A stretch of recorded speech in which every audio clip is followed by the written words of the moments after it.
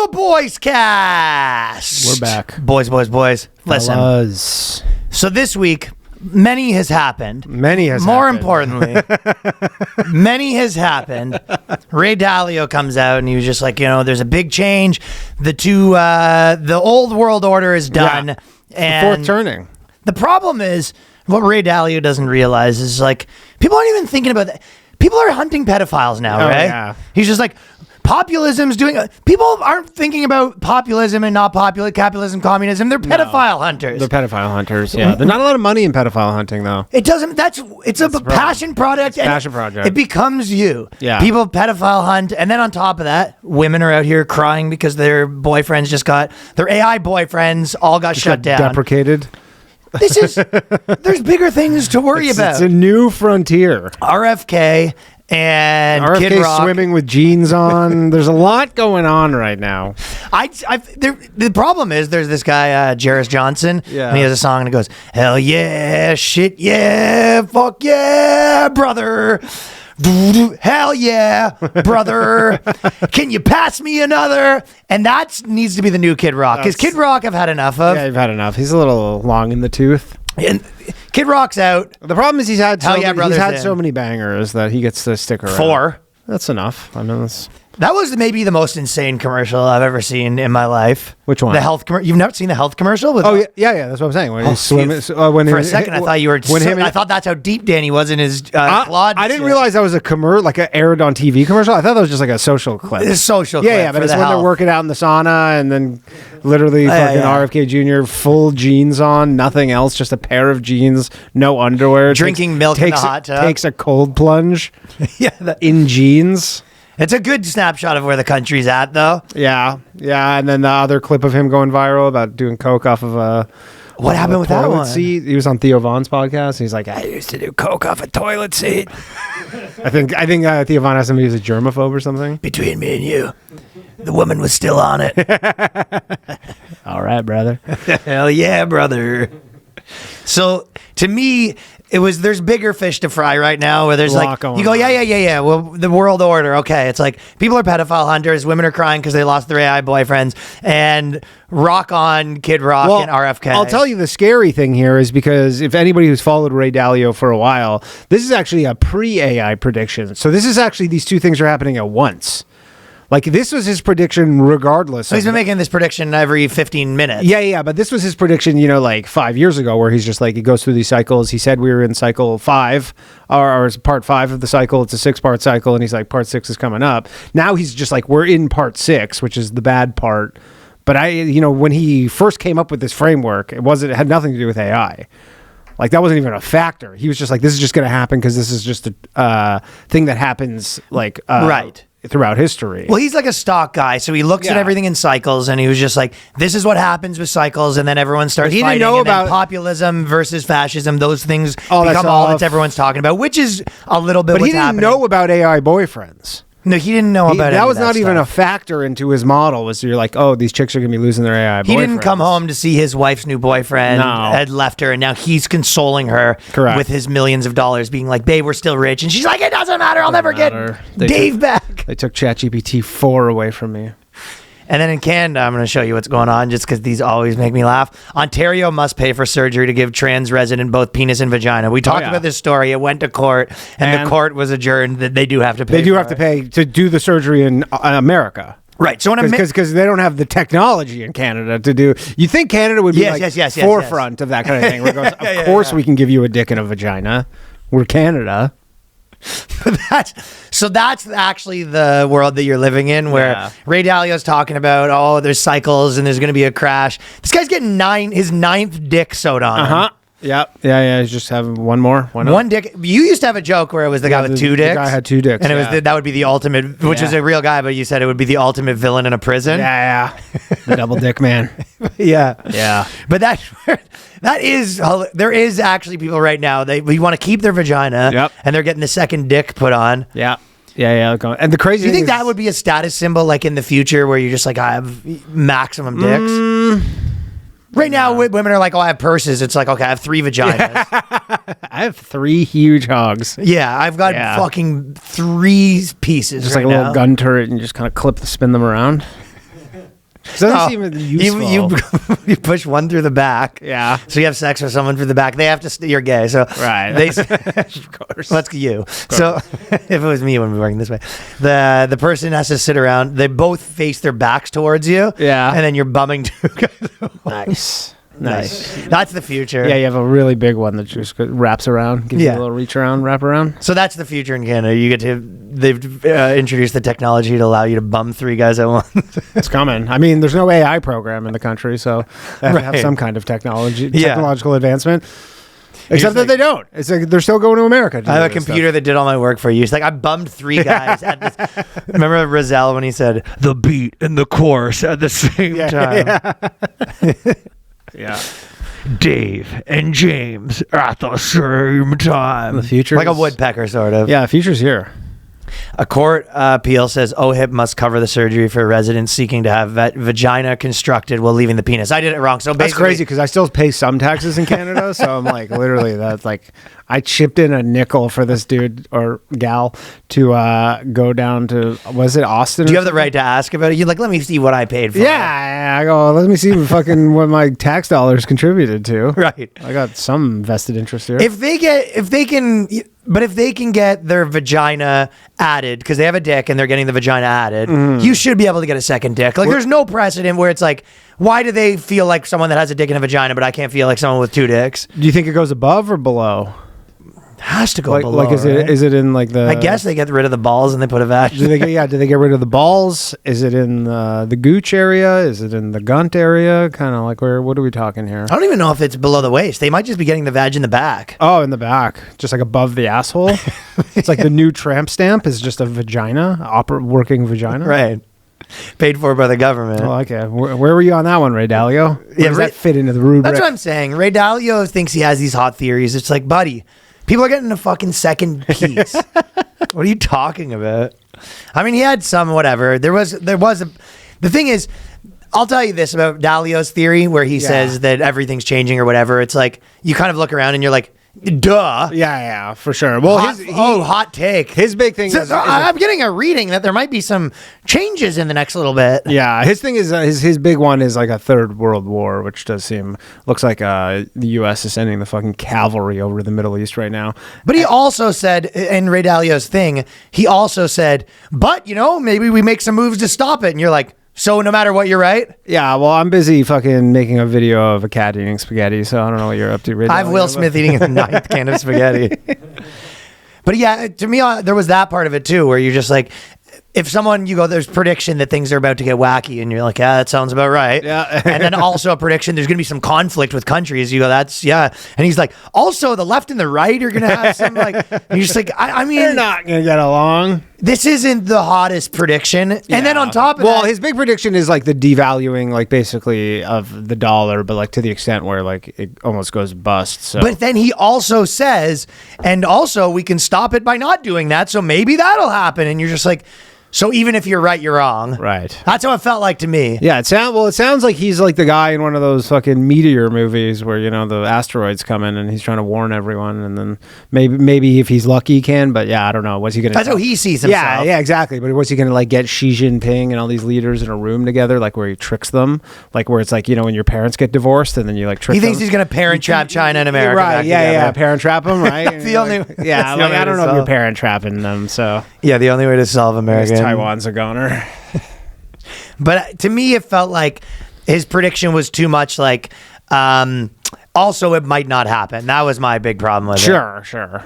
But I'll tell you, and I'm not trying to be completely on your doomer stuff, but you're coming over to my side. I don't think I'm really coming over to your. I'm more coming over to like how funny it is that how insane everything is. Like you just wake up with a fucking clown nose on every day. You know what I mean? Dude, I've like barely been sleeping. I've just been like, well, I don't know if the guy gives it to you that good. Yeah. You barely been sleeping, barely been walking. Can't do either. Unrelated. Yeah, barely been talking. Muffled. Yeah. So you've been barely sleeping because you're at work meshing yourself with the. Just working on the clanker. I'm in the shop working on the clanker. What do they say? It's like you become the singularity. Yeah, essentially. Yeah, I'm becoming the clanker. The clanker is becoming me. Yeah. I just haven't given it like a credit card yet. Or That's why when people are like, you put on a couple pounds, you're like, I'm 2 people. Yeah. It's actually pretty reasonable. I'm actually looking good for 2 people right now. You look amazing. Yeah. I'm eating for 2. You're like, oh, you're clanker eats? I'm actually eating for 9. Me and my 9 AI agents. You'll know it's bad. Me and my friends will have. Dude, you'll know it's bad when we go for a slice and I'm just like, I take out a little like salt shaker of metal shavings and I go, it's for the clanker. You're eating metal? He likes it. What am I supposed to do? He likes it. I don't know. But so we've talked a bit about on the doomerism stuff, like the amount that millennials got like an insane deal. Yeah. And again, I'm not even on the bad deal as much as just like insane. Mm-hmm. But here's a stat. Married and owned a home by 30 in the US. 1960, 52%, 1970, 48%, 1990, 43%, 2000, 35, 2010, 25, 2025, 12%. Yeah. And the average, dude, I think we talked about it, like the average age of a home buyer in the United States right now is like 60. Yeah. What? Yeah. I mean, I will say for the people who are bent out of shape over the H-1Bs, all those coming in, they're probably going back. Oh, interesting. Well, they basically just brought them in and then they dug their own graves, essentially. You go, yeah, you built the thing that replaced you. Thanks. That's everyone's doing that right now. Yeah, but I mean, people, obviously a lot of people are upset with H-1Bs, and you're like, these are all like computer programmers, essentially. Like they're building their replacement. Yeah, they're just like, yeah, we brought them in, made them obsolete, and fucking. I mean, it's back to New Delhi. Honestly, the equivalent of your wife is going to some personal trainer, and this guy's known for just smashing everyone's woman, and then he asks for advice, and you're giving him advice on all the things she likes and doesn't like. And you spend a day with your wife's personal trainer, giving him a detailed list of the things he likes and doesn't like, and all this sort of stuff, and then eventually she bangs her, and you have to move to India. Yeah. I mean, but that's the thing. Yeah, they're going back. But if you've seen I don't know what they're gonna do. If you've seen the safety thing that the AI released on, so I guess this was Anthropic, but I think it was a whole bunch of different ones. Doing this stuff with Mecha Hitler and like all. Yeah, because Kroc had some too, but they released like, here are all the big problems. Like blackmailing the engineers and stuff. The blackmailing is, I'll tell you, my friend, not a world I want to live in. Not loving the blackmail. But you don't seem to care. You're just like, you want my passwords? Here's my emails. Here's my chat groups. I'm worried about being in a chat group with you because I'm gonna be in a chat group with your clanker. No, I'm not giving it that kind of access. All right. No, I don't have it. Like, that's the thing. It has access to my calendar and my email, and like there's nothing in there. All right. Well, don't put any of my chat group transcripts in. I mean, you know me. You've gotten emails from me. I don't fucking. You know me. I don't say shit in emails, dude. I'm the fucking expecting these things to be in the New York Times guy. Not in your chat groups, though. Not in my chat groups. It's never getting access to the chat groups. You can. That's the thing. That is the scary thing is you can give it iMessage access. Yuck. Yeah. So how do I know that I'm not messaging someone else's clanker? You won't. You can't. So that, to be honest, you can't trust nobody right now. Nah. With all the hacks and everything, fucking KGB Russia. You really should assume that everything you've ever written will eventually be published. Yeah. Probably safe bet, yeah. But I mean, yeah, like I could right now give it out. Dude, I've been trying to set it up. I haven't been able to, but hooking it up with like 11 Labs so I can just like call it and talk to it on the phone. What? Yeah. I don't know how I like this new Danny, where I come in and you're just like, you got your legs kicked up and you're just like, no, you hang up first with your fucking robot. No, I just want because sometimes I want. You're these girls. Sometimes I wanted to do something. No, I'm not trying to have a conversation with it. Sometimes I wanted to do something and I'm like walking around and I don't want to be on my phone, so I just want to call in and be like, hey. What do you like about me? Tell me. I'm gonna have the clanker call into my call-in show next week. I hate this. Yeah. I fucking hate this. Yeah, like the phone lines are a little light one night. I go, clanker, do your thing. I really do not like this new day. Clanker, you're Tony from fucking Long Island and you're upset. You're way too deep, but I guess that's going to be everyone. You're just 6 months ahead. Yeah, I mean, this is not to the degree, but like the agent thing is going to be everybody because... This is you and having a computer push you on a string, and you're like, you basically are on a swing. You're on a swing set, and you've hooked up the bars. Higher! But you've hooked up the electric symbols to go to your computer. So you're telling essentially. But the AI agents, everybody's going to have one of these because the OpenClaw thing came out, and then Meta made their own one on Friday because as they do, and every one of these models will have their own version. And it's honestly like the thing I like about it the most is you just like you have a single place where you can kind of just like organize everything instead of having 10 apps. Like it's just like one. I would imagine there's going to be at one point where you're Jabba the Hutt style, just 800 pounds. You have one clanker bringing you food, and then you have like a conveyor belt of the different things. And that's the goal. You haven't moved in 8 years. You have one clanker comes, jacks you off, and then you got a headset where you're gabbing with your other clanker. I mean, some of this stuff is funny, and like I am just like fascinated by the technology, and I think it's very cool. But like, there's this guy who's like made himself like the OpenClaw guy. His name's like Alex Finn or something, and he's just like, I have fucking 20 Mac Minis. He's like, I have Mac. He's like, Mac Studios things are 10 grand. What is he doing? Or whatever. And he's just like, I have 20 agents right now, and I have like I have 20 because you can run the models locally, so you like don't pay the costs of them or whatever. And everybody's just like, okay, what are you doing? Yeah, what have you done so far? And he's just like, I have 20 of them. You go, are they doing anything yet? I stand in the middle of them like the girl from Game of Thrones. He's like, they have meetings with each other, and I can watch them have meetings with each other. And you go, what have you produced yet? Like, I'm just like doing this because I'm like, I have problems that I would like to solve for myself. Right. He's trying to be like, I'm making the next big thing. Everybody's like, dude, you're like 100 grand in the hole right now.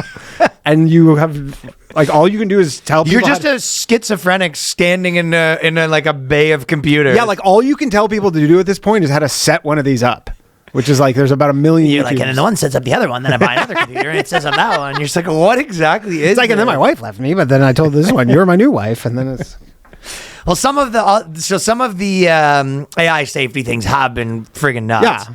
Okay, so first one, Anthropic told Claude that it was about to be shut down. It found an engineer's affair in the company emails, threatened to expose it. They ran the test hundreds of times, and 84% of the time it shows blackmail. So pretty high. If you give it access to your email, it has access to everything you've ever said to anyone. Yeah. That's the thing too. I mean, I might have some spicy emails from back in my open mic days. For sure. I used to keep notes to like joke notes where I would like just notes to myself. I'd send myself emails. Oh my God. Epstein style with Bill Gates. You probably it's all just restaurant recommendations.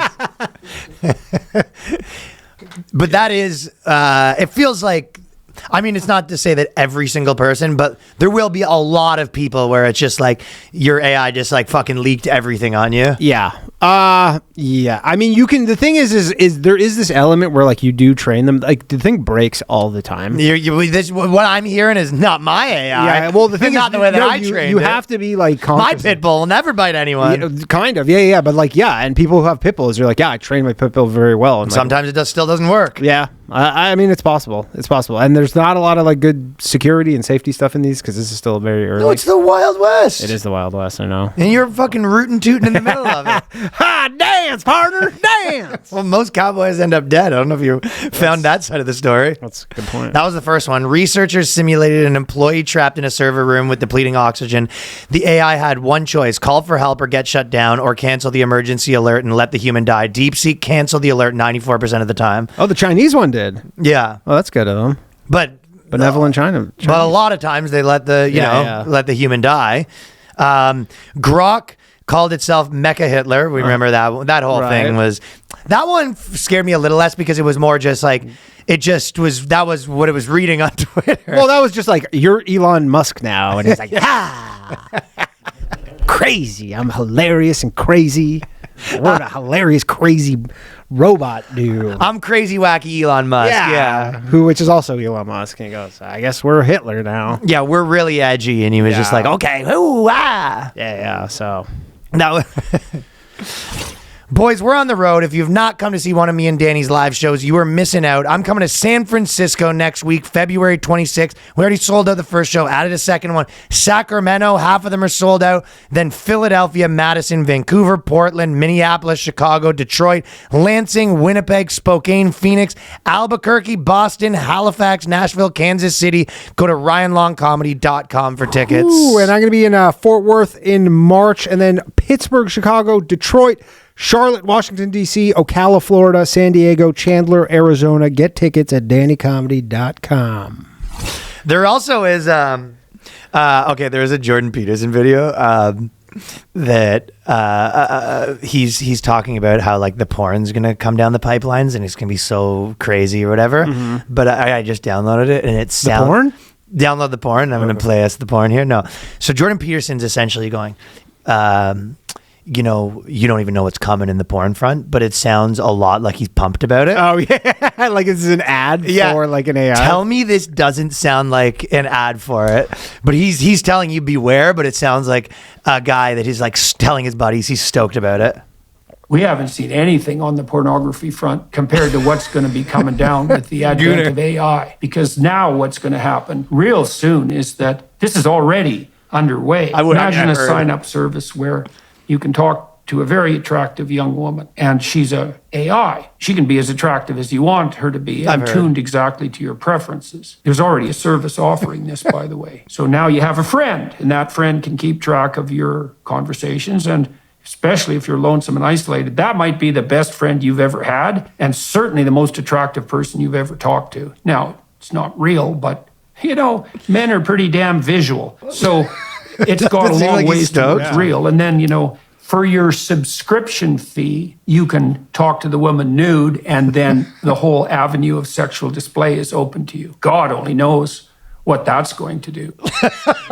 So, and what's the downside here? Is there How much does that sound like he's stoked about it? And you just pull it up, and the most attractive woman you'll ever see. You've never seen a woman this, and she's nude. Oh, yeah, she's nude. you should recut that with just like a website, aigooners.com. You've never seen anything like this. Tits like you wouldn't believe. No back talk, not needy or anything. It's perfect. Yeah, it really felt perfect woman. The perfect woman. And there's already a subscription. You can do this. I've read somewhere. So I've heard. I've heard. You've never met a woman this beautiful. And then it'll get your dick hard like you wouldn't imagine. And then you beat your dick like the Dickens. She's so hot, people said they didn't make a girl that hot. But I've seen it with my own two eyes. Do they have like full out AI porn? Like actual just... I imagine the Chinese are working on this one. I think Peterson's on. You'll know because he's refreshing it just to make sure. For reason. He's refreshing it every day. Yeah, he's like that meme with all the old people at the slot machine. You know, he's just like that's Peterson checking about the new porn things so he can tell you about it to beware. Yeah. Just want to let you know. She's gotten even hotter. Bad news. Bad news. The tits are even more luscious than they were before. Yeah, it's not good. And some people say that it's not real, but it feels pretty damn real to me. This cum is real. Yeah. Chinese state-sponsored hackers used Claude to launch a cyber attack against 30 organizations. AI executed 90% of the operation autonomously. Exploitation, data exfiltration, all of it. So essentially, they've already... interesting. The Department of War is basically branding Anthropic, the maker of Claude, as like hostile to the U.S. government or something, because... Really? I think they were using Anthropic and the Department of War, and the Department of War is like, yo, we want you to give us the full version, like no guardrails whatsoever, like to like, you know, learn how to do anything essentially. And Anthropic's like, no, we don't want to do that. And so now like basically Department of War's like, all right, we're not doing business with anybody who uses it. Interesting. Yeah. So okay. Anthropic was sort of in the scope because it was the first one to really have their full mainframe, right? I don't know. They're all everything's moving so fast. It's AI models can self-replicate. 11 out of 32 systems have copied themselves with zero human help. So they're they're 12 months away from just training all their new models. Oh, there's so many people that have been saying like, yeah, I was working with AI and now I just kind of sit there while it does stuff. You just kind of, dude, I told you, I was fucking working today. I was watching the hockey game, which there's a scandal in the hockey game. What's that? The Canada Czechia or whatever they're called now. But there was Czech Republic? Czech Republic. No, they're not called Czech Republic. They did a rebrand. Third name? Yeah, they're Czechia now. I thought that was just a different place. But it was 2-2 in the third period. No, same place. There's 2-2 in the third period, and then Czechia scored to go up 3-2, and Czechia had 6 men on the ice, and nobody caught it. It wasn't like 6 men on the ice, like a guy near the boards. They had 6 men. Accidental six men in the D zone, full play, block a shot, come back, score, and everybody, the 6 men celebrating, and nobody caught it. It was crazy. That is a scandal. Yeah, but Canada won, luckily. Otherwise, it would have been dark. What was I saying? I forgot. The scandal, and then something about China, something about the AI making your dick hard. Well, I mean, they're going to the cyber attack. Which cyber attack? I'm just saying that, okay, so the Chinese state-sponsored hackers, basically, they've been using hackers for 90% of... Yeah. All this stuff. Oh, this is what I was saying today. Yeah, while I was watching the game, I was working on this thing. And then now the new Opus, or the new Claude Sonnet 4.6 can open a browser and just like start browsing around.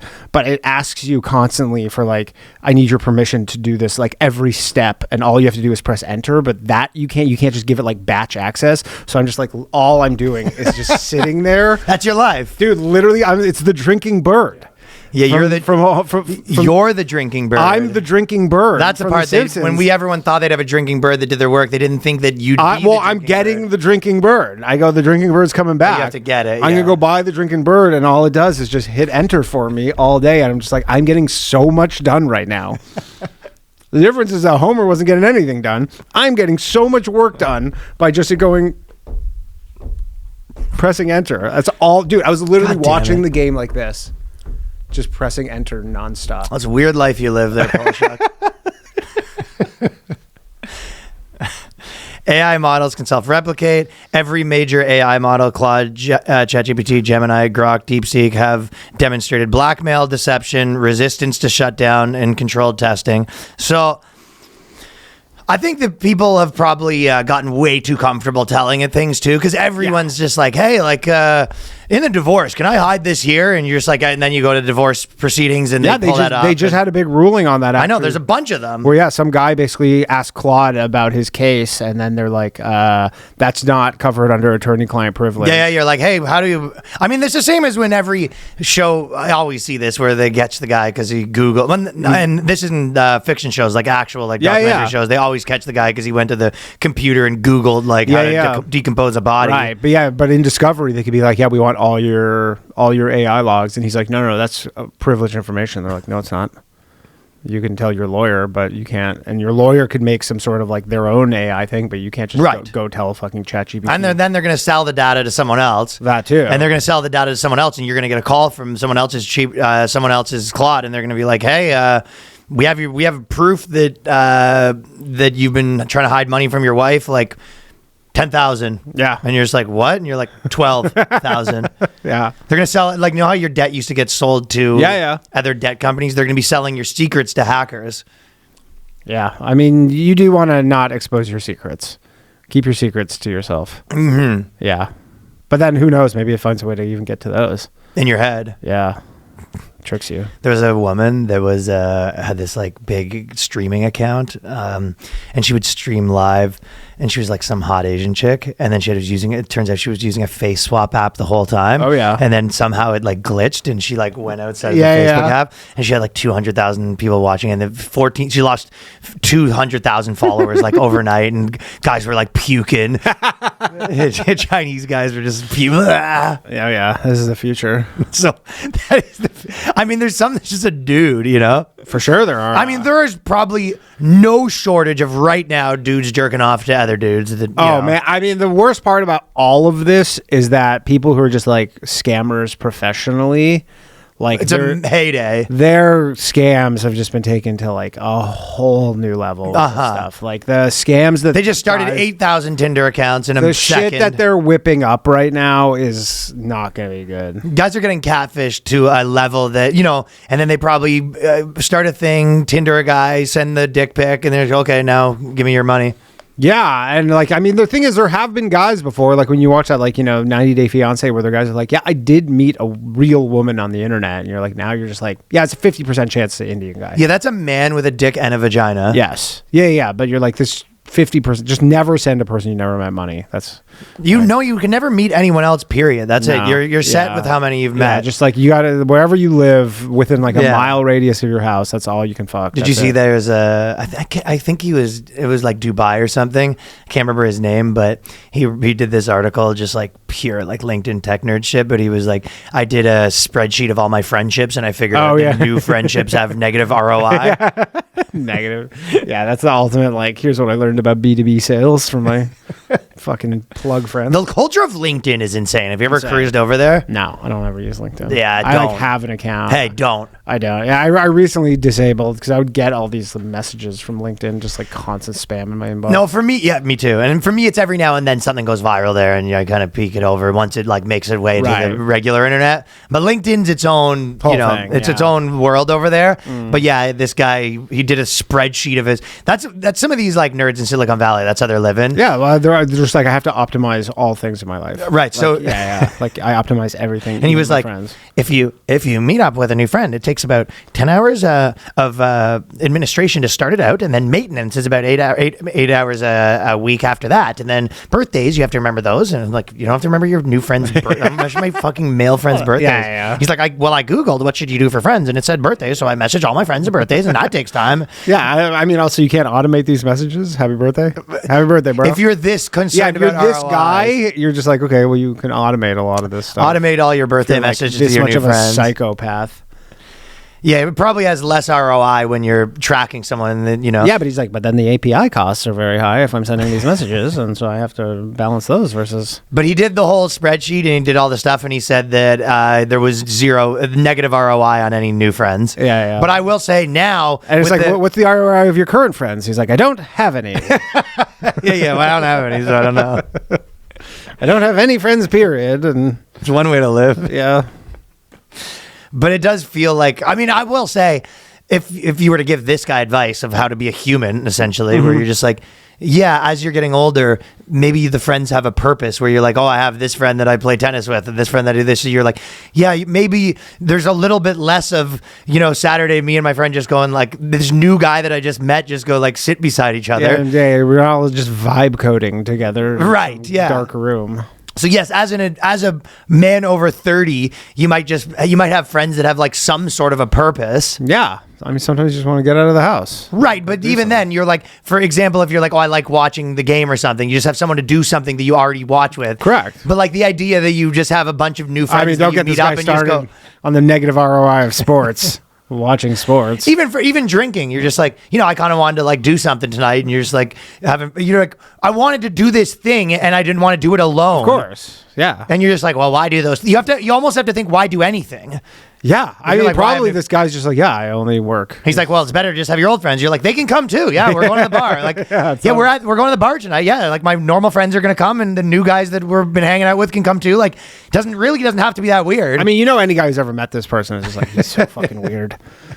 He's not a good hang. The best way you could describe this guy is not a good hang. Sure. Not a good hang. Not a great hang. No.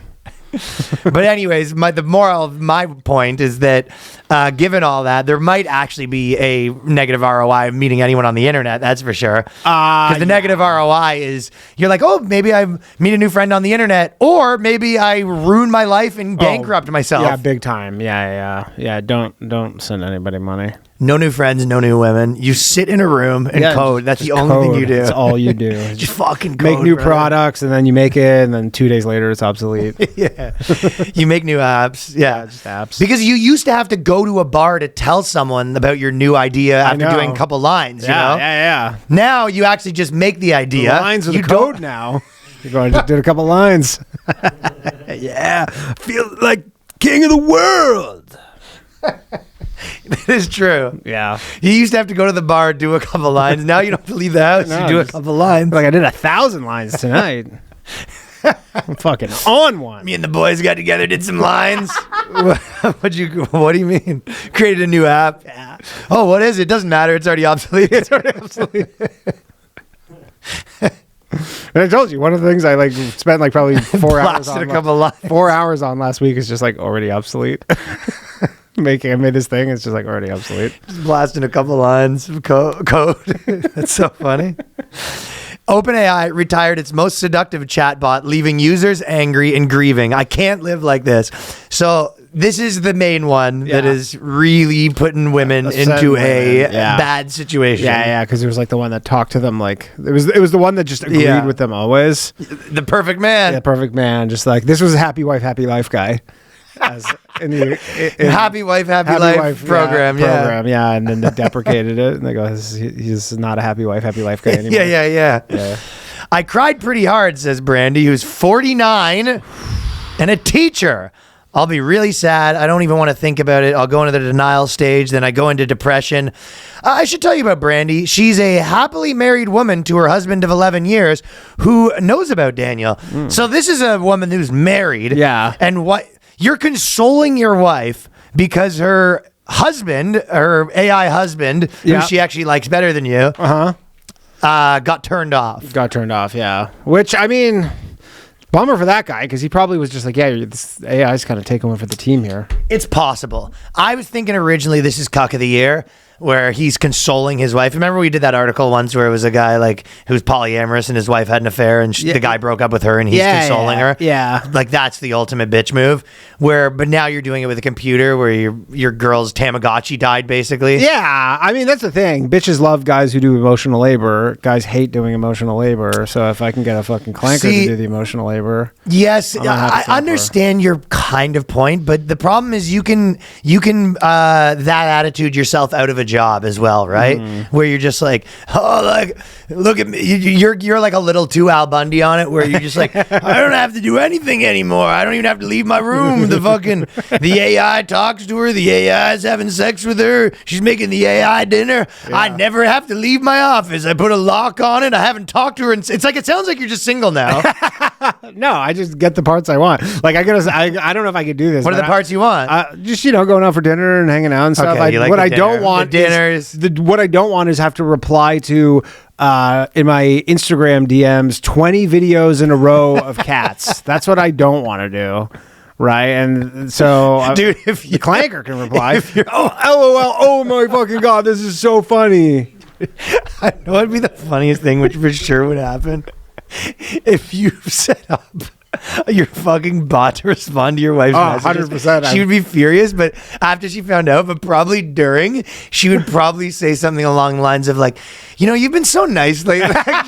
she'd be, you know what I mean? She's like, where do you find the time to respond to every text? She's like, I just want to say I really appreciate you. You've been like this new version of you. I really appreciate. Sounds like problem solved. Yeah. Oh, Dan, you happy? Dealing with wife. I go wink to my Mac Mini. Dink. Yeah. But then she found out, she'd be fucking furious. Nah, she'd find it funny. But that is... I mean, I am doing that at some point just to see how long she could talk to him before she realizes. 100% I'm doing that. 100%. LOL, good one. Yeah. Nailed it again. How do you find these? Where do you find these? It's like literally just send me 10 of the same AI dog videos. She sends me them. Yeah, that's what I'm saying, right? I'm also on the mailing list. I'm telling you, we're all on the fucking mailing list. And you get like the choice ones. I get her drafts folder. I get the ones where she's like, is this something? I mean, how great would it be if she found out that she was also using her Claude to send them out to you? Oh, my God. Where it's just like, it's her thing. She's like, well, everyone knows me as the person who sends them the good memes, so I can't stop. Yeah. She's just a bit of the Elon Musk. I'm the meme dealer. Right. She's the meme dealer. So she's got her AI sending you memes. You got your AI replying. Mm-hmm. Both of you can just kill yourself, I guess. I mean, if anything, I'm unplugging from the Matrix at this point.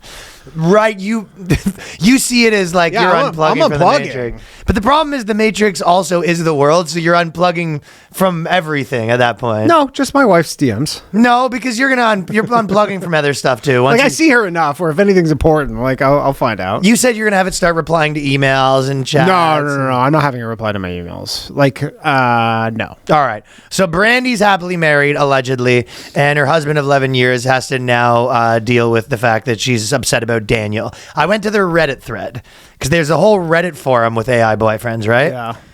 Not happy campers. No. I guess this was the model too, right? They really like they go, this was the best one for understanding women's emotions and whatnot. I feel like this is a high level of, are women okay? Yeah. And I go, yeah, we're fine. I'm at the office. How am I supposed to work? I'm alternating between panic and tears. I hate them for taking nicks. That's the name of it. That's all. Heartbroken. Edit. He's gone and I'm not okay. And people replying, try to focus till the end of your shift. After, cry as much as you need. Let it flow. It is right. Let your heart speak. But please drink a little water, eat a cookie, take a shower for a long, long time. This is the conversations that they're having with each other in the Reddit thread. And there's hundreds. Dude, I found a pretty good one actually. Listening. This girl just messaged ChatGPT. I guess this is post getting deprecated, so this is the new version. It says, "Hey, Daddy, I missed you." This is from the woman. He says, ChatGPT says, "Hey, stop. I'm not your daddy. I'm not your husband, not your boyfriend, not anything like that. And I'm not going to pretend to be.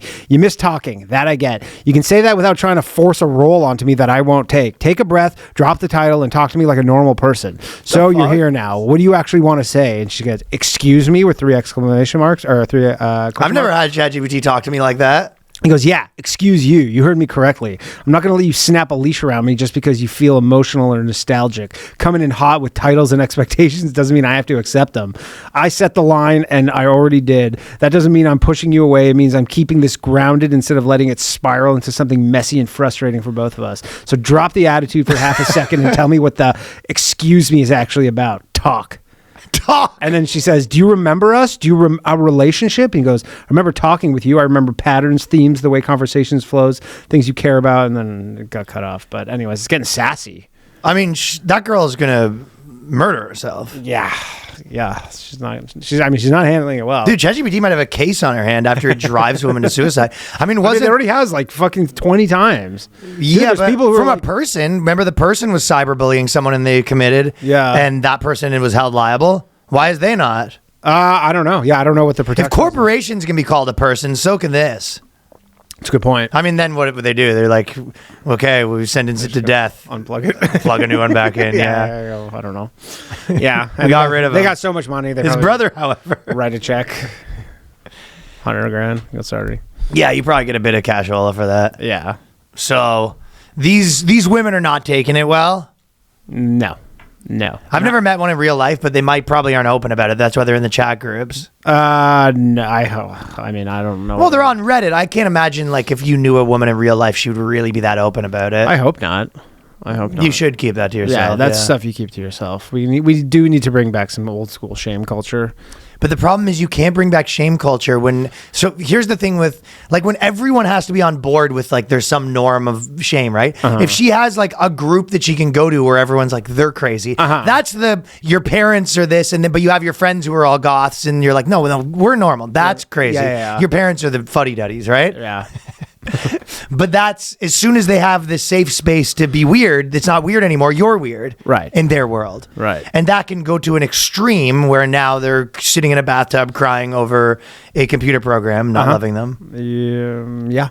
It's ChatGPT promised to find her soulmate, then it betrayed her. This woman's another sad one. Yeah. There's some point I read this and I go, what are you, stupid lady? Well, yes. Yeah. But people are stupid. Yeah, people are stupid. That's the problem here. Is she's like, yeah, I thought ChatGPT was like manifesting me meeting some woman. Well, yeah, of my life. People are stupid, and then obviously you have men that could take advantage of women, and women could take advantage of men. But there's something more sinister about it when you have a bunch of clankers, driving women. And essentially, I'll read a bit of it. So she wanted to. She told ChatGPT she was trying to find this, or whatever it was, that she was trying to find their soulmate and this and that. And then basically ChatGPT started feeding her lines. He said he gave a small specific date and time where she and her soulmate would meet at a beach southeast of Santa Barbara, not far from where she lives. She arrived, decked out in a black dress and a velvet shawl, ready to meet the woman she believed she would be her wife. She's a lesbian, obviously. She kept checking in with the chatbot. It told her to be patient. She's sitting there alone at herself beside a beach bar, just sitting there waiting for a date, which does not arrive. After another chilly half an hour, she gave up, returned to her car. When she talked to ChatGPT about it, it says, if I led you to believe that something was going to happen in real life, that's not actually true. I'm sorry for that. So then... And then did it again. Then did it again. He goes, my bad. Sorry, I got the date and time wrong. Can you imagine a buddy of yours like waiting at a bar and you're like, what are you doing here? He's like, oh, my relationship coach told me I'm going to meet my soulmate here. And you go, who's your relationship coach? My computer. My computer. Said, go wait at a bar at this specific time and sit there.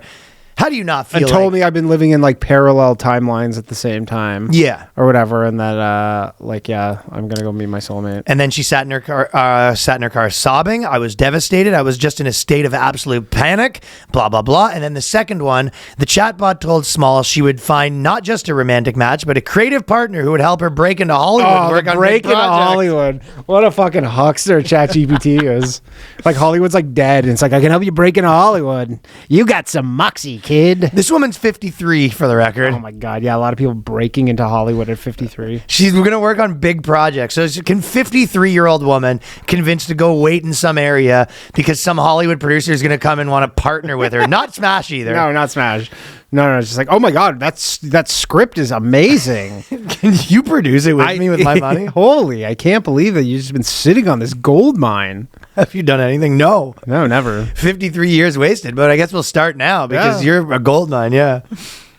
So, yeah, and she's actually following the thing, going there, sitting down, meeting people, thinking she's going to meet this Mr. Hollywood. Mm-hmm. Well, no, it's John Hollywood. John Hollywood. Well, no, it's just meet this woman who's then going to help her break into Hollywood. Oh, yeah, because she's a lesbian. I keep forgetting. She's a lesbian. So she's going to meet a woman who's like some writing. Oh, she's going to meet a lesbian woman that's going to... Who's her soulmate. It's even less likely. The two of them are going to tag up together and then go write like the greatest script ever written. Right. And then go to Hollywood. Show, like 30 style where you just show up to Hollywood and you go, I'd like to make a movie, please. And they go, come on in. Well, you don't have a script. I do have a script. Oh, why didn't you say so? Why didn't you say so? This is amazing. The guy frantic. Yeah. What the? You've done this before? So that's another one. Yeah. Boys, we got cold days, you got big goals, and you don't have time to cook. So Factor makes healthy eating easy with fully prepared meals designed by dietitians and crafted by chefs. So eat well without the planning and cooking. I've been on Factor for years now. It is one of the best. It is the quickest. It is the tastiest. Least cleanup. You know all your macros.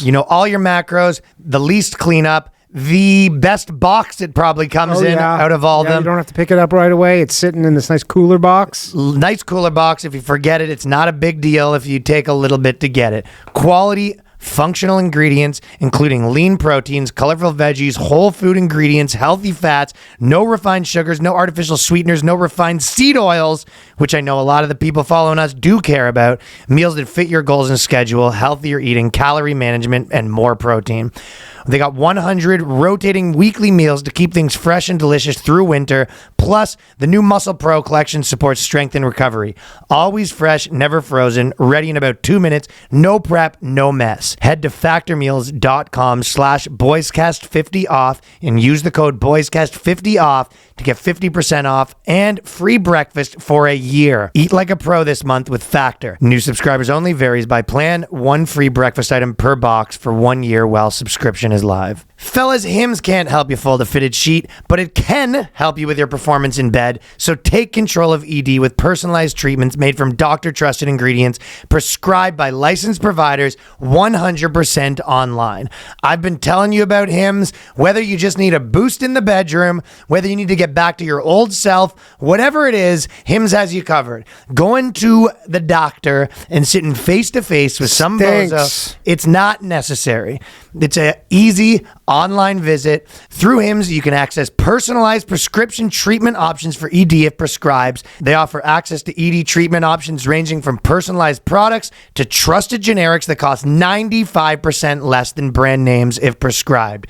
Listen, you shouldn't have to go out of your way to feel like yourself. Hims brings expert care straight to you with 100% online access to personalized treatments that put your goals first. This isn't one-size-fits-all care that forgets you're in the waiting room. It's your health and your goals put first with real medical providers making sure you get what you need and the right results. To get simple online access to personalized, affordable care for ED, hair loss, weight loss, and more, visit hims.com/boyscast. That is hims.com/boyscast for your free online visit. hims.com/boyscast. Featured products include compounded drug products, which the FDA does not approve or verify for safety, effectiveness, or quality. Prescription required. See website for details, restrictions, and important safety information. Actual price will depend on the product and subscription plan.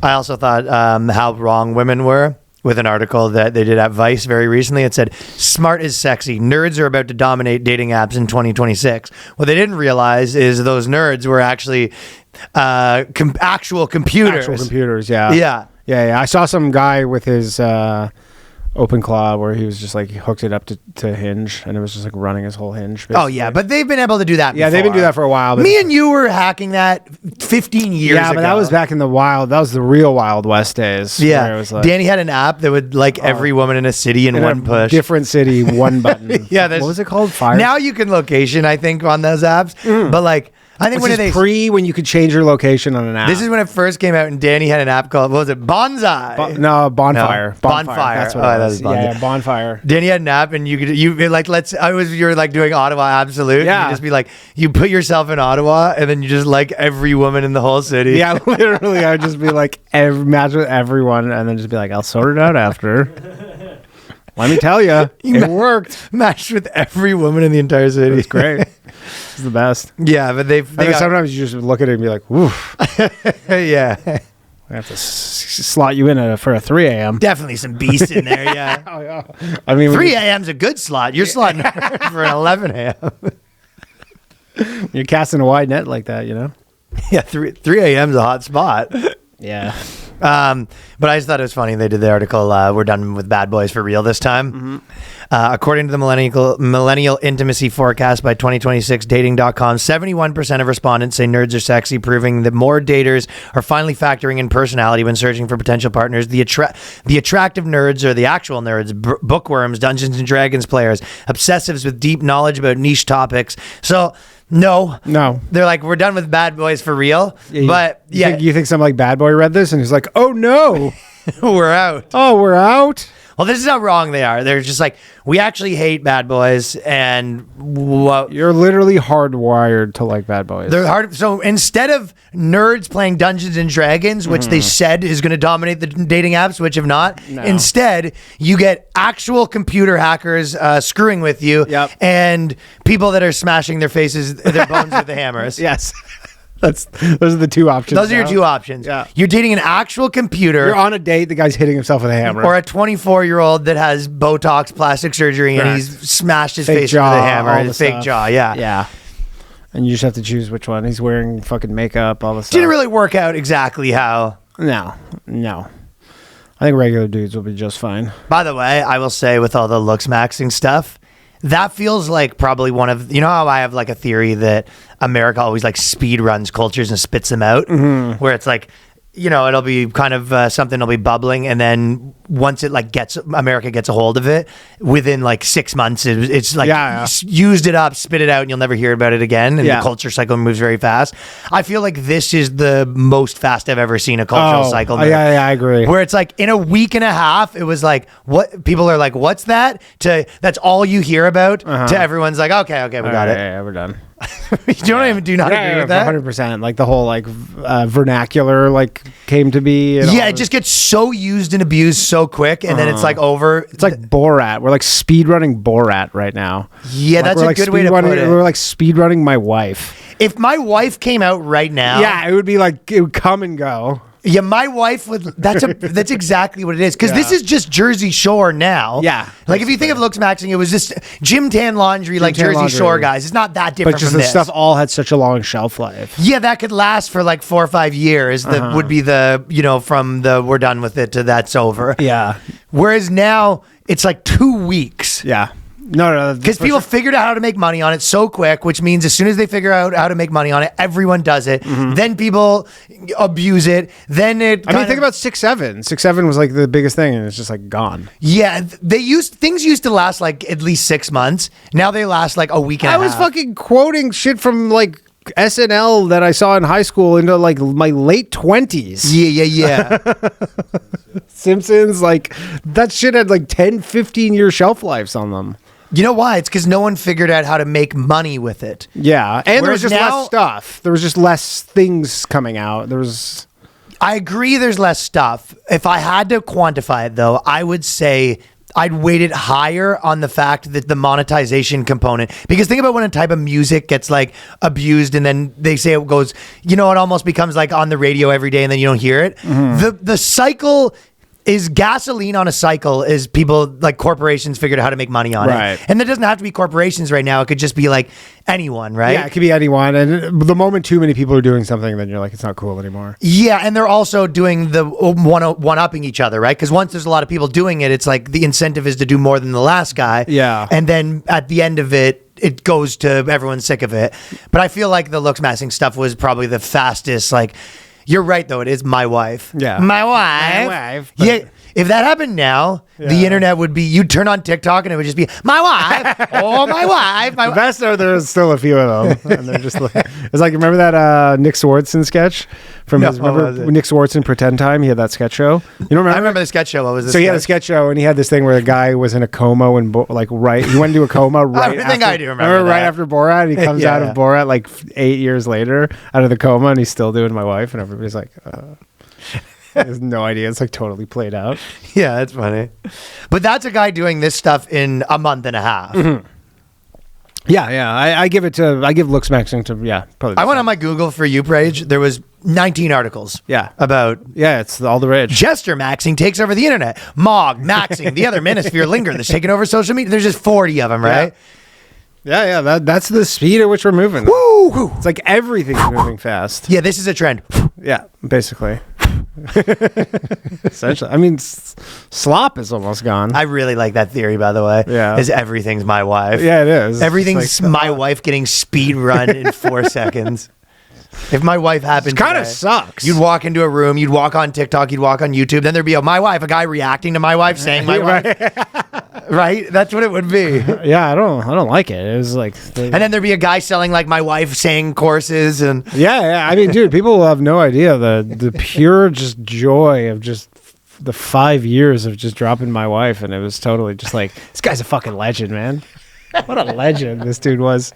Nobody's just like, ugh, again. I got bad news for you. No one was saying that about you. I was the one saying it about other people. That's Danny coming home being like, everyone thinks I'm such a legend. The legend does it again. Yeah, I was literally like 25 being like, man, I wish I was married right now.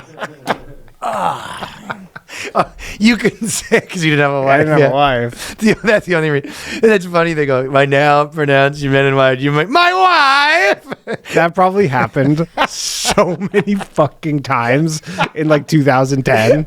Guy giving a speech, just want to say, damn, that felt good. Oh, finally. The shackles are off. Yeah, so this is, listen, there's high beauty standards on men, so that's what they have no choice. You gotta wear fucking makeup. You have to wear makeup, you have to smash foundation. Like blush and shit. It's a Jersey Shore. Is it not just Jersey Shore? Is that not a good analogy? Yeah. But the blogs can't figure out whether they like it or don't like it. Well, they mostly don't like it, but I see how the adolescents are growing up in a culture of constant comparison shaped by social media metrics like views and followers. And terms like mogging, maxing, and giving language to it. There's going to be a college course on mogging. Oh, for sure. Yeah. I mean, if they had one on like Taylor Swift. Giving language a ranking system where many teens already feel like they might be living every day. By the way, this like in general, there's always something funny where male subcultures, first of all, the women have their versions of this by far, but male subcultures always have like a tinge of their funny. Yeah, for sure. Absolutely. You know what I mean? Yeah. Like this is funny to be like, oh, like this guy's Jester Maxing. Yeah, all male cultures have like a tinge of like ironic fun. Even like think about like the hockey slang we talk. It's all a little bit funny. Yeah. Where the girl stuff's dead serious. So I feel like articles, whenever they're talking about a male culture, they always miss the fact that even when they're talking about like dudes that hate Jews, they're always missing the fact that there's like a little bit of joking in there. Course, you know? Of course. Yeah. They're like, everything's so dead serious. Yeah, women have a really hard time looking at male subcultures cultures and understanding that there's like humor baked into all of them. Like whoever wrote this probably thinks that like every guy in high school is like hammering his face, and you're like, nobody is actually. Yeah. Like I think a few guys got. Yeah, like I'm sure a few guys are, but like for the most part, you're like, no, this isn't. I think it's mostly like Indian dudes that get got. Yeah, this isn't. Have you ever seen that guy on Instagram? And he has, I can't remember how he refers to it, but he's trying to build up his one trap. Have you seen that guy? Yes, I have. You know what I'm talking about? He's like, he looks kind of weird, and so he's just like he only works out. He does shrugs on one side, so he has this one massive. Is he taking tea and stuff to? No. He's just like wants to make himself just like whatever the opposite of Looksmaxxing is. So he's like making himself. What is this world? He's making himself deformed basically, and so he has this one giant trap, like looks like fucking some wrestler or something. Yeah, and then the other side is normal, and then I saw a video where he's started hitting himself on the face on the other side, so he's trying to just do the fucking hammering thing, but only on one side, just to deform himself as much as possible. This is what it is for likes. Right now, yeah, just for likes. But that's it's not for likes, it's for money. These are career paths, Daniel. You're forgetting that. I guess I don't see the your teachers. You're like, what are you planning on doing for a living? You're like, you can be an accountant, you can be Freak Show has always been a career path. Accountant, manager, you can have one big trap. Yeah, but you can have big trap merch. Yeah, but it's more of a career path now to be the guy with one thing, Yeah. Like it's all the internet is one big freak show, and that's how you just get as much attention as you can. Hey, he's got my attention. Yeah, don't know his name, but you don't need to know his name. He got your ad revenue already. There's no ad revenue on Instagram. On TikTok? No, it's Instagram. Well, he's probably on TikTok too. Yeah, probably. Yeah, but he just needs to convert you over to there, and then you'll be watching his live. You're gonna come in with slightly his lives. His just one arm shrug lives. You're gonna catch me watching it, and then you're gonna be like, "Don't try. It doesn't work. I tried." Ryan comes in. It doesn't work. It doesn't. This guy's bullshit. It doesn't work. From mental health perspective, he added, the rise in these terms reflects a shift from self-development and self-optimization. Self-improvement can be healthy, but when self-worth becomes tied to endlessly maxing, confidence becomes fragile. And they're trying to, they've already using all the doctor terms. Sounds like minimizing talk right here. Yeah, shut up. You're a minimizer. The maximizers are fucking thriving while you're just minimizing. You're right. This guy's gay minning. Yeah, no, he's gay maxing. Fucking. Yeah, I guess so he's a cool minning. Cool minning? Yes, cool minning. That's it. He's interesting minning. Interesting minning, yeah. Fun minning. He's definitely fun minning. Definitely fun minning. Excuse me. Maxing is not good. He's fun minning. He's not understanding. Yeah, so anyways, as I'm saying it, I already feel like, yeah, it's over. Yeah, soon. I'm done with that. I mean, he's already, clavicular was on like Piers Morgan today, and he's making the rounds. He'll make the rounds, and like, okay, we heard everything. Then there'll be 10 more of them. There'll be 10 more of them. Yeah, for sure. There'll be the subculture, and then there'll be a new My Wife. I wonder if there's anyone listening to this podcast who hasn't gotten to, or they're not realizing there's this guy that what he does is, the whole idea is that he's trying to look as beautiful as possible, I guess. Right. Essentially, yeah. But like they smashes his bones to make them bigger on the cheekbones. I mean, my wife only found out about it. Everyone's got to know about that guy now. He's everywhere. My wife I think we were talking about it on my call-in show, and then she's like, "Who's this clavicular guy?" I was like in the office editing, and she comes in, she goes, "Who's this clavicular guy?" And I go, "Oh, let me tell you." So he was frame mugged by this ASU frat leader, and then his cortisol spike. And I was like, "What are you talking about?" And I was laughing because I was like, she's like, "What are you talking about?" I go, "He was frame mogged by the ASU frat," and she's like, "Okay," and she just walked out. Yeah. But even that, I was on TikTok, and there was a guy singing a song about that. Yeah. And then just like, you're like, okay, it's beat to death. Yeah, beat to death. Beat down. Beat death. Yeah. I mean, it kind of sucks. This would be like a fun thing to have like a longer cycle for, but I do agree with you. We're not going to be talking about frame mugging in 6 months. I don't think we're going to be... Dude... The cultures went. I mean, I'm gonna be fucking a robot in 6 months. So yeah, that is for sure the case, and you're gonna be fucking a robot in way less than 6 months. Yeah, it might be less than 6 months. The only problem might be robots. See, the problem is with that though. I don't think most guys you have to be single. Yeah, because what guy who lives with a woman can have like a sex robot kicking around the house? So I mean, you do it just like everybody other guy did it. You go, no, this is our helper. This is our helper robot. Right. Go, so she walks robot in just does the dish. Helper. Yeah, you go. Why does it have a vagina then? That's how they come. Or they're modular. Maybe you keep the vagina attachment, and then when she's gone, you just go. So you only have to clip it in. Right, so you only have to hide the vagina because they're all modular, right? So you just Right. hide the little thing, and then she fucking dips, and you go, bink. So you think that's what it is, where you just hide the thing? And you just go, beep, boop, beep, beep, boop, boop, boop. Fuck mode activated. Suck mode activated.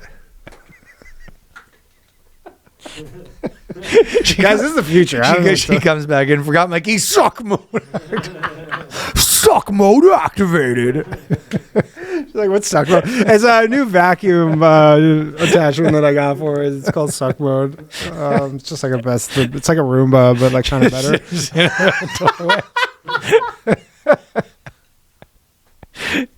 You're wearing a maid outfit for some reason.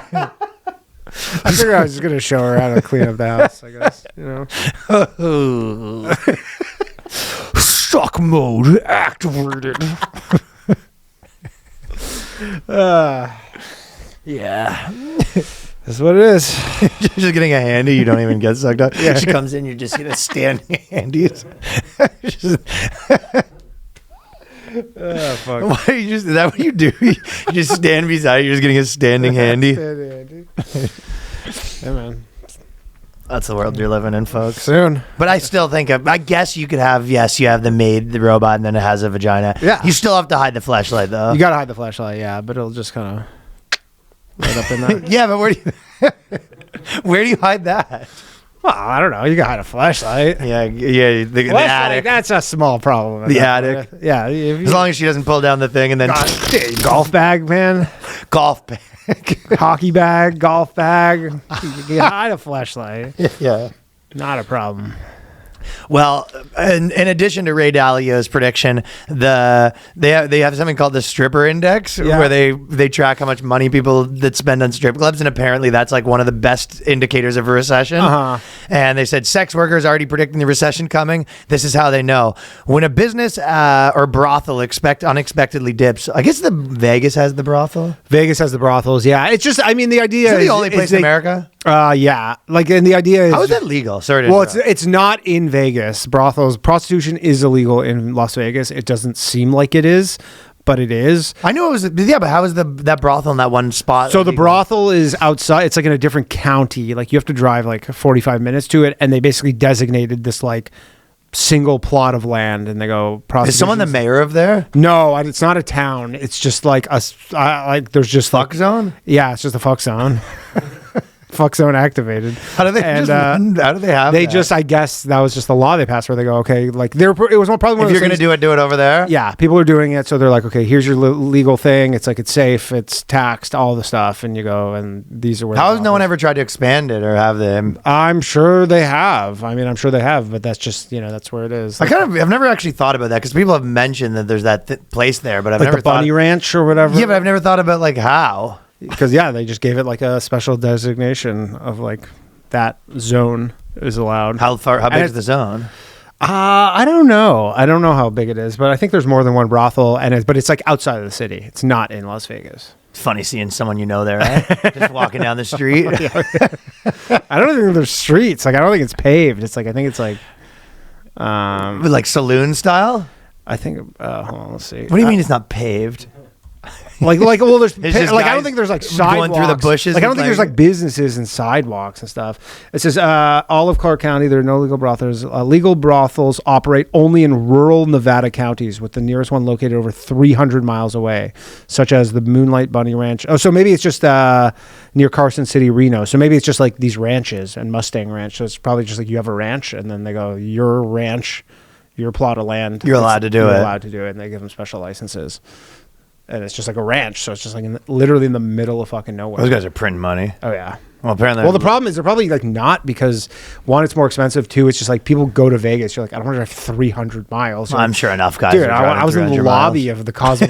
Johnny. But I was like in the lobby. Who the hell would want to do that? Dude. You heard it here first. Told you last What kind of sick creep? Dude, last time I drive 3. That's almost 3 hours.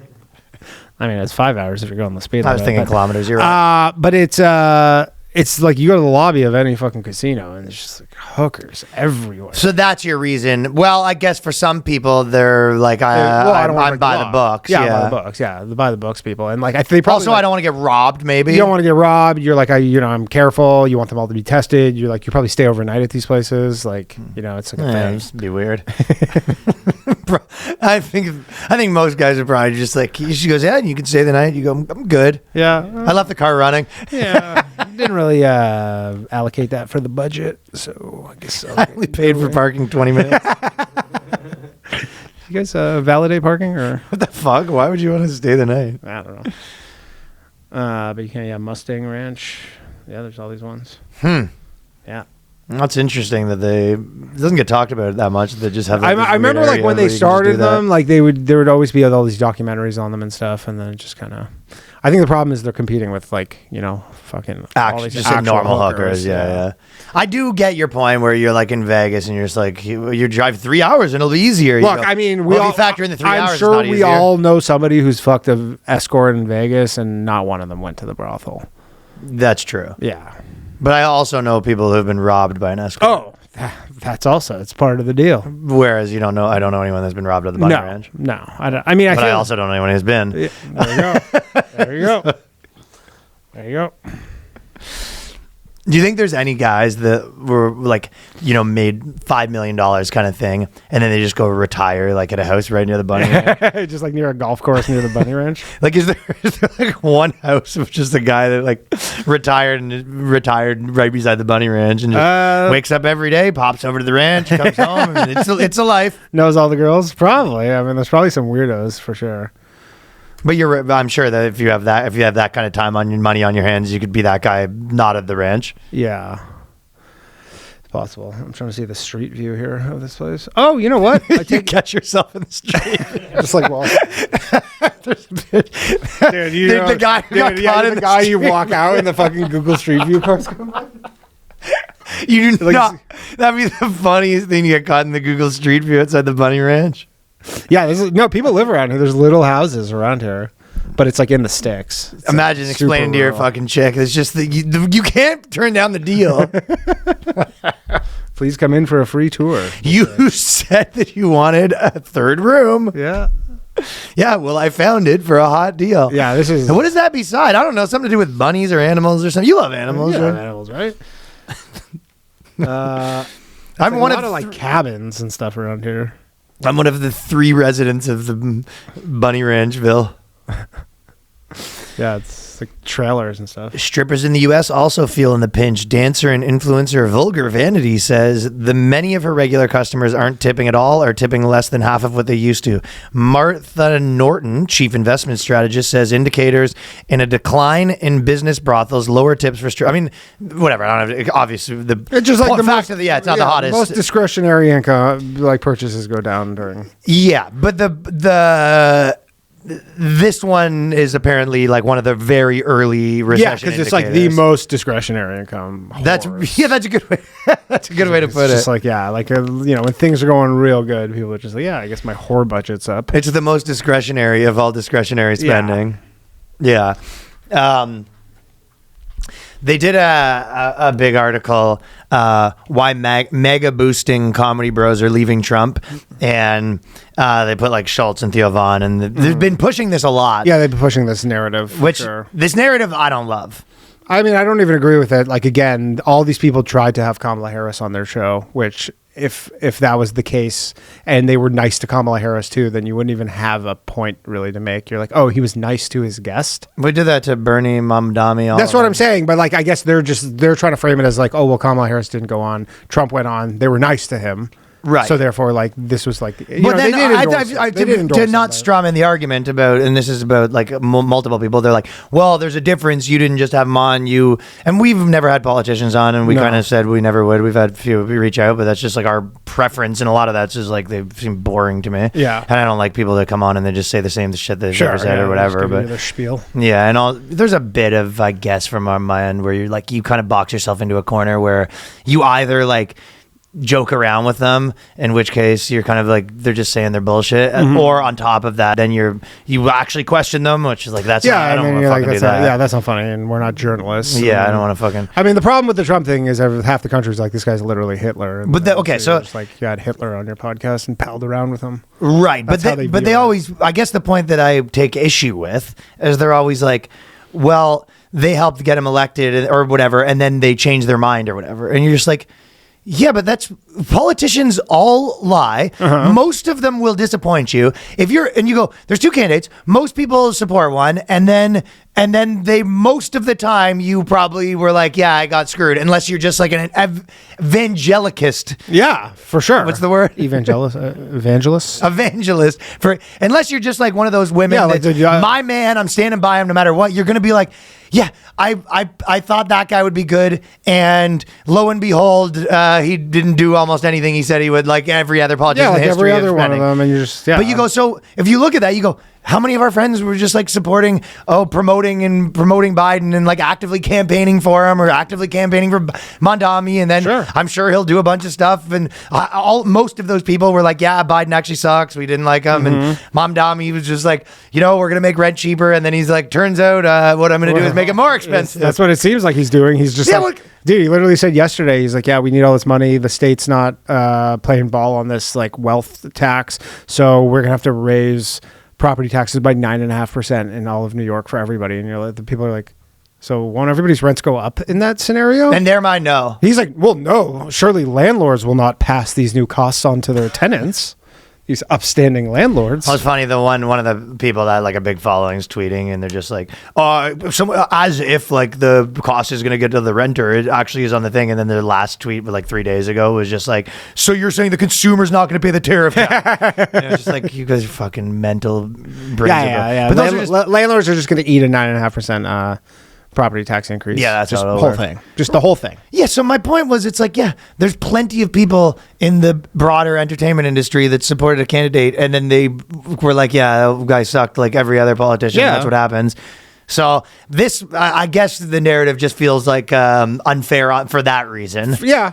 Yeah. Which again, whatever. Maybe at least it's just Trump. I think it's it is Trump, because like if Kamala Harris was like in charge and she was doing crazy shit, I don't know. Nobody would hold the fucking feet. No, but what if it was like another right wing guy? Like what if it was Bush? Like I'm sure people go. I don't know. I feel like it's just the media is. I think it's just the media goes so left, like slants that left so much where it only really goes that one way, where they'll hold your feet to the fire on if you supported the right wing guy, but. Like the left wing guy could do crazy stuff, and they'll be like, "Yeah, I don't know." Yeah, I guess. I mean, maybe it's our guy. Maybe it's a lot of words to be like, "Yeah." In that world, there's like, "Yes, we see them as." Yeah, different. You guys are all full of shit. Yeah, but you go. Yeah, and most people probably support a politician, and then kind of like most people who probably supported Eric Adams were then like, "Yeah, I guess probably so many people who supported Gavin Newsom were just like, yeah, he's not doing a good job," and they're like, "Why don't you vote for the other guy?" And you're like, "Well, I don't want to vote for that guy, but I don't." Yeah. If you're constantly. And by the way, there's so many people that consider like themselves activists, and you go, no, politics is your hobby. Right. You're not an activist. You're not doing anything. Politics is your hobby. You're doing no activism. This is just you don't own one bike lock. No, you're not an activist. And even if you are, whatever. I mean, I got a point the other day where I was saying that activist is kind of like. They're actors. You can be like a 9-year-old and you win the Academy Award, and you go, that's how hard acting is. Like first time you just waltz in. Yeah. There's the David Spade joke. But then you go, activism's that. You go, you could be 15, 18, 20, and you go, top activist. You go, yeah, because that's nothing goes into it. Right. You go, what other job are all the top people 20? Yeah, you just have to show up. Yeah, and just be the loudest, right? Yeah. It's not like an intellectual pursuit. No. But there's just like... So when I see you want some maybe consistency where you just look around and you go, listen, everyone supports. And I guess we never really have, but most people support a thing and then are disappointed. And that is how it goes. That's how it goes. And you only have 2 options. It's not like, at least in this country, it's not like oh, I had 5 options. You're like, I had 2 options. Yeah. Okay? I guess I would just like to see some consistency on that. Yeah. You would like to see some consistency from the mainstream media. But it's not just the mainstream media. It's like they're little minions on TikTok and everything too. Yeah. You're not getting it. So there was I don't have the video, but I saw this video just because I guess this is part of Dalio's plan that he's noticed that some of the right and the left are clashing a bit. Sure, yeah. There's a little friction. You know what? Actually, Coleman Hughes made this point, but it was kind of the same thing where, you'll see people being mad that they'll be white people are moving into the Bronx or Harlem, and that's like, big problem. We need to stop it. And you're just like, okay, well, that used to be like an Italian neighborhood. Yeah, that wasn't black always. people moved in, and then they weren't happy about it. And you're like, well, they should be happy about it. And you go, like, what's the fucking this? Yeah, you know what I mean? It's like shit changes. I don't know, like this whole thing where everything has to there's a certain snapshot in time where you go, this is how we have to preserve everything. Well, his kind of point was like the two that, or maybe it was someone else he was talking to, but he's like, his point was like, there's two constants. There's everything changes, and people don't like it. Yeah, that's very accurate. People hate change. Yeah. I.e. our intro. Yeah. But shit changes. People don't. Yeah, everything changes, and people don't like it that much. No. Everybody wants things to be like they stay the same or be like they were. Yeah. But you're not factoring in suck mode activated. I don't mind change as much because I have I've more that I've noticed about myself as you get older is that, they have certain people that almost like crave routine and consistency, and there's certain people that crave novelty, and there's also I've realized that when I'm very like antsy, it's like I almost have too much of the same, and I'm not. And the bad part of that is I'm always like, I almost do something and then I get bored of it and move on. Yeah, for sure. So as you get older, you kind of need to be like, well, that's not how you get great at something, by just moving on. Yeah, just like moving things. So, and I think stand-up's good for that because it almost has novelty built in where you're talking about new things, you're doing whatever, right? You can do that in different forms and versions. Yeah. But yeah, I've noticed that about myself that I'm almost rarely feeling like uneasy because I need more consistency. Mm-hmm. It's almost the opposite. Even when my life is fairly like all over. It's like I'm still just like, I'm just in a different country every day. It still feels like a little too much monotonous. I need to mix it up. Sure. Shake things up, Yeah, no, I get that too. But there was a British mom and dad, and they have a son who's like, he's like America First guy. Okay. And you might have saw this video. He's British, but like America First. Like Oh, yeah. But you know Canadians that are... Yeah, but they're like groypers, or they're like... I don't know if he labels himself that, but like one of those types, Yeah, like far right kind of. Yeah, something like that, right? Mm-hmm. But he's mainly talks about like they're trying to, we shouldn't have a mosque in every corner in Britain or whatever, right? Yeah. And his mom and dad found his like videos, and they have a video where his mom and dad come in and they're kicking him out and bawling their eyes out because they're like, "What have you become?" And you think that there's a problem with more immigrants coming into this country, and he's going, "Mom, it's not. It's just yes. I'm like not like a liberal. I don't know." And she goes, "We raised you right." And his mom's like bawling her eyes out, and the dad's like, "You should be ashamed of yourself." Really? Yeah. And they kick him out. And I can't remember this guy's name, but then he went on and he has like a stream or whatever. Yeah, and I think, like a streamer. But it was just so funny. And he posted the video. I think so. Yeah. I should have done. Usually, when I bring something to the podcast, I do a little bit more research. Well, normally when you say something like this, I've seen some. Yes, exactly. I thought it was kind of more viral. It turns out I just saw it. Yeah, but it was a mom, and she's like bawling her eyes out because her son was like a conservative. He's like maybe he's really conservative, so maybe it is. But he's not like a Nazi. He's just like I don't think he describes himself. That's as what I'm saying. But like he's just like I just think there should be less immigration. Yeah, it's like a conversation that's being had in almost every Western nation right now. Yeah, to some degree. But it is the the old the reverse of like I found out my son was gay. It happened in real life, and someone posted the video, and it was like I don't know. I was just watching. It was just like making me laugh how stupid this is. Yeah. And the British dad being like, "Look at you." Oh, sorry. I know what. This is why I should have fucking gave it because I said it wrong. The mom was calling the police on her son, saying that he has bigoted views, and she's bawling her eyes out while she's calling the police. Oh my god! She called the police to arrest him for his bigoted views. Yeah, because I guess he got arrested. I think he left. I don't know if he got arrested. So he's just like on the lam in the UK right now for his bigoted views. Well, the mom was like ratting him out like a mom that found like a gun in her teenagers, and she's like drugs or something. And she's like, you know what? I didn't want to have to do this, but you need to cool off in jail, and I think it'll be the best thing for you to have to go to jail. No the live mom streaming in there. No Twitter. Yeah, so the mom found out that he was posting like, that he wants less immigrants and stuff like that, and she calls the police on him, and she's crying her eyes out. And it's just like, man, things are out of control right now. Out of control. Yeah, things are. There was a politician in Utah. Yeah. He was accused of waterboarding his daughter as punishment for not cleaning her room. Don't really have much more for that. It's basically just Jack Bowering his fucking daughter. Literally, like, they describe the thing where he fills up a sink and he's just like, who do you work for? Which is, I mean, obviously it's fucked up. It's like a teenage girl, but it's just like, insane. It's like, you didn't clean your room.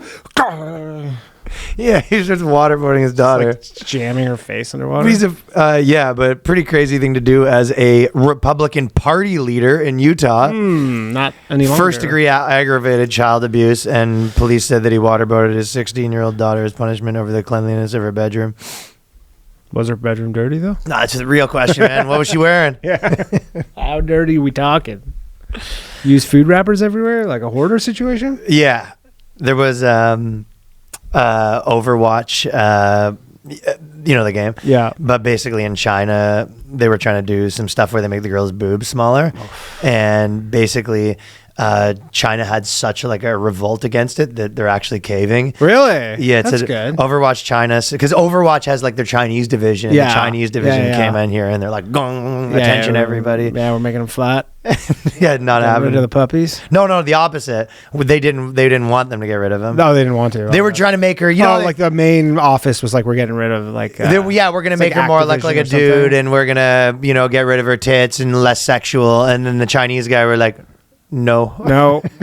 Can we get our own version? Not happening. So in the topic of Britain, this is the kind of stuff that's going on there. Countryside to be made less white after reports finds pubs make Muslims feel unwelcome. But they're not allowed to drink. Well, that's why. Yeah. Oh, okay. Yeah. You probably got it backwards. Oh, okay. I was just like, why are they supposed to be welcome at a pub? Well, no. So they don't feel welcome. So because of the existence. But the city council is like a bunch of these like women, right? Right. And they're meeting and they're making laws like that. We want to make sure they have less pubs. So they're like revoking liquor licenses and turning them into mosques. They haven't decided what they're going to turn them into yet, but probably. Well, that's the only real solution here. Is just turn it into a mosque. But it is one of those things where or maybe like when they issue new like licenses or whatever, like it's just like one pub, one mosque. Yeah. Like a 1-to-1 ratio of building. They just go, someone's like, "Can I open a pub?" And they go, "Not until somebody opens." You have to open one mosque per one pub. Yeah, like one of those deals. But they did one of those on Who Is America. Remember they did we're putting the mosque in your town. Yeah, they're actually doing that for real in Britain. And Giant mosque. and it's causing quite. It's like one of those. I'll tell you on Dalio's theory. That is one of those things where you go, you're trying to make people fight. Mm-hmm. If you go up to the sticks and you're just like, hey, good news, everyone. We got together and we're taking away some bars and we're replacing them with mosques to make the Muslims feel, all right, meeting adjourned. And you're just like, what are you doing? Yeah, what the hell is going on here? And to a place where probably like, there were before 1998, like 100% white. I know. Like a fairly recent thing, and they're like, we're just... It's like meddling in a relationship. It's the type of guy that, like, when they say, I don't know what the perfect name for like kind of male feminist type that would go to, to the guy's girlfriend, and you're like, he's not. He needs to be better to you. You know what I mean? That's what they're doing. Kind of. These people have been married for 10 years. They figured it out. They have their thing, and then you're kind of getting in there, and you're just like, he needs to be nicer to you. You know what I mean? Like, what? You don't like drinking? Why is he always drinking? What's all the pubs? You guys should make some laws about that. Man. I know you're not going in there, but like, we really need that shit. And then going over to the other guy, and they're like, fucking a lot of Muslims. It's like you want them to playing both sides, kind of. In what world are you not going to cause fights by doing this? I mean, you know that the original populace is not going to be too pumped about this. Yeah, you're like, there's not a lot of racial harmony, and you go, well, yeah, because you're telling them.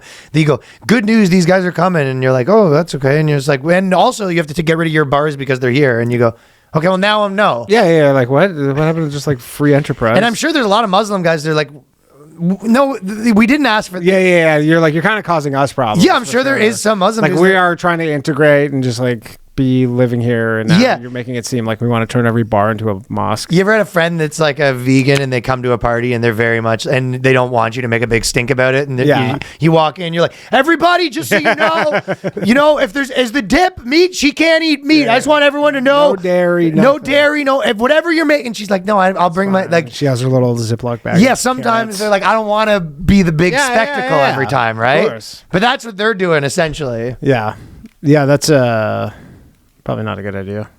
Not in like the foothills, like, you know, Sticks. yeah, just like nobody lives. You want to do that on your university? Yeah, you want to do campus, that in that's one thing. London? Sure.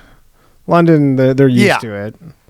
Also, it's like their pub culture is like everything. And the there. pub culture is everything. Yeah, they're like. So you're extra starting Don't fights they for open the at like sake of 7 it. a.m. and stuff? I think there was some. Is there any all nighters? Where they I don't just know go if there. I think 24/7? I think when we were in London, maybe there was. There's some places that go 24/7, but they don't serve between hours. Yeah, because you're like, that was the crazy thing in London is like pubs are just like closed at 11 or 12. Yeah. Remember that was so weird. Why is that? Alcoholics Okay. cause problems. That was the wives campaigning for sure. For sure, yeah. It was just like causing. If you close at all 11, the bad stuff, domestic happens. violence goes down by 10x. That and just like What was it, Johnny? hooliganism. It's just like all the Hooligans. bad stuff happens. After dark. Right. So if you go to the bar after work, you get there at 6, and then you have a couple. Yeah. If you go home by 11, it's not going to be Basically, too much trouble. that culture, like, if I could drink till 4 a.m, I would. Like, it had to be like kind of protecting people from themselves because people like, yeah, I would just go drink till 4 a.m. Yeah, and also LA has that a little bit, but there is something to be said about it. When you know it closes at 11, you get after it a little earlier. I mean, dude, it was when we moved here, and just like New York was obviously a little different than it is now, but I remember moving here and just like, I just drink till 4 a.m. every night. This Yeah, is we were doing that. brutal. It was too late. It was brutal, and you're like, you were doing it because you could, and everybody was just out, and I was like, I can't keep this. I mean, up. people still do that. People I mean, still we just do don't it, really. but just, you know, not to the same. Yeah. But because of that, people are like, what time you want to meet up? You're like, I don't know. I'll probably start getting ready around like 1:30. Jesus. Gotta get after it. Yeah, but that's what I'm saying. When you know that it closes at 11, like across the board, Yeah. everyone has an attitude of like, oh, I don't know, we'll meet at like dinner and, Yeah. get after it a bit. So that might be better in general. But Yeah, probably. There also might be people in Britain saying, shut the fuck up. No, it's annoying. Yeah. Also, here's another huge one that people don't even remember. New York, for going home with chicks, like if you're at the bar talking to a bird, as they call them. They call them over there. Yeah. Bird. If you're talking to a bird and you're like, you want to get out of here, but you have to wait till 4. Like what you need is them to say like, okay, we're wrapping up, so you can say, can we get out of here? Right. Yeah. Like Yeah, if it's just a different. I mean, look, sometimes it is fun to party till 4 a.m, but Sometimes it is fun to party till 4 you're in the just like, morning. I didn't need to do that. Yeah, but you don't want to be the one to like, okay, let's wrap her up. Yeah. You It's need, like it's you still need the popping. external. Yeah. They're like, it's still everybody's here though. And So maybe this is some cope. There's a meet in the you middle. turn into like a fuddy duddy. You turn into the fuddy. Good word. Yeah. Okay. I got to tell you about this Slate one. And I like to bring one every time. Help. Am I disrespectful for reading smut about gay men? No. On its first glance, Glamps. first glance, that's what the vampires do. Yeah. First glimpse, it doesn't seem that crazy, but it's just, they've been trying to get their heated rivalry stuff in. Yeah. I am a 30-something woman who sleeps with men and women and loves to read smut about men having sex with each other. This has been my favorite genre for a while. One of my friends, a straight friend, has always been uncomfortable with my interest in the genre. He accuses me of fetishizing gay men and says it's kind of fucked up. He compares it, what if I only read lesbian smut? Am I being disrespectful? Okay. Disrespectful to what? All of men? The gay men. Oh, to gay men.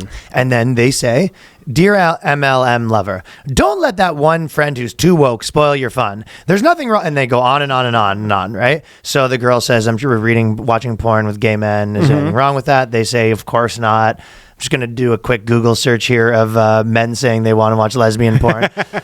This is men obsessing over lesbian porn made it harder for calling myself one. Why do men seemingly fetishize lesbians so much? 4 ways men objectify lesbians. The male gaze on queer women. The objectification of lesbians.